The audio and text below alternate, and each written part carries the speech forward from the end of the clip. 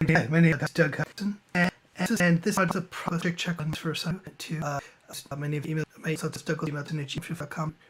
Reach out rooms, a forum sponsor, and this. If you have any questions, I keep it. I'm getting %. I've got a Mac, but I'm running Logic Pro.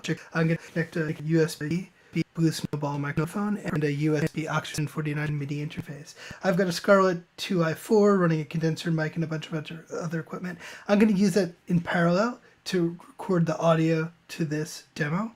So we're going to put all that aside, and all I'm going to say is with your hardware audio interface, make sure to set its settings appropriately, make sure that you're not padding inappropriately, make sure you're giving the maximum dynamic range to your sounds that you can without causing distortion before you send it to your DAW.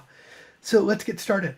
I'm going to open up Logic, and one thing about Logic is when you create a new folder, when you create a new project, it doesn't go, hey, create all the details for your project. It says, hey, let's make a track. So let's start by creating this audio track. Again, we want monitoring enabled, we want recording enabled. We're recording from the USB Snowball. The one caveat here is to make sure your output is isolated from your inputs. So I've got a headphone on the output, and it should work fine. Again, simple output, not based on the external audio interface. We've created it. We've created our audio track. Next, the first step in our actual project checklist, and this is the naming of things. File, save. Let's give this a name. I'm going to go to my desktop, Berklee class assignments, and we're going to call it audio assignment 2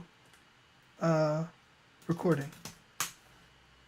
Then we're going to take the audio track we created and give it a name. I'm going to call it a vocal scratch track.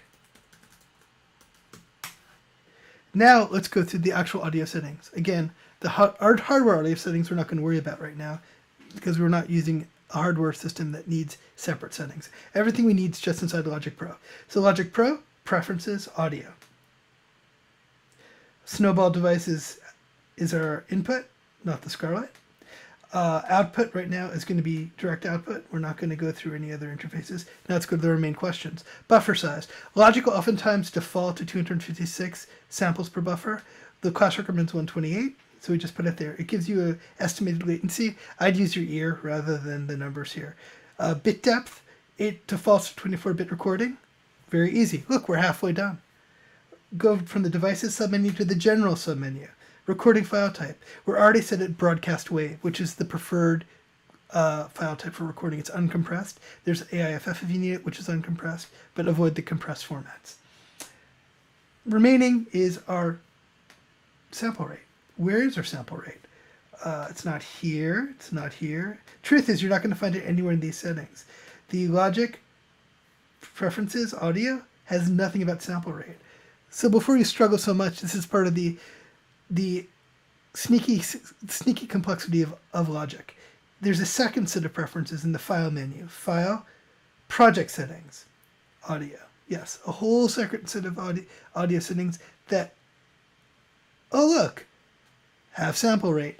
So when you don't find what you need in that main set of settings, it's because there's this file, project settings, secondary set of options that are completely separate. Sample rate here is 44.1 kilohertz CD quality. Let's bump it up to 48 kilohertz. And there we go. We have it all set up.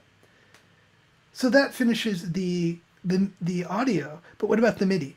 We'll create our software instrument track. So we have a electric piano. It defaults to an electric piano. Let's change we have synthesizers here where we can change how this waveform goes. Let's do a Steinway piano just for the heck of it, and let's see if it's working. Yes, we have a Steinway piano working. The last step though is determining whether we have it actually working right. So if it didn't work when you did that, I'd go to Control Surfaces, Setup, and make sure that your device is there. If it's not there, install it.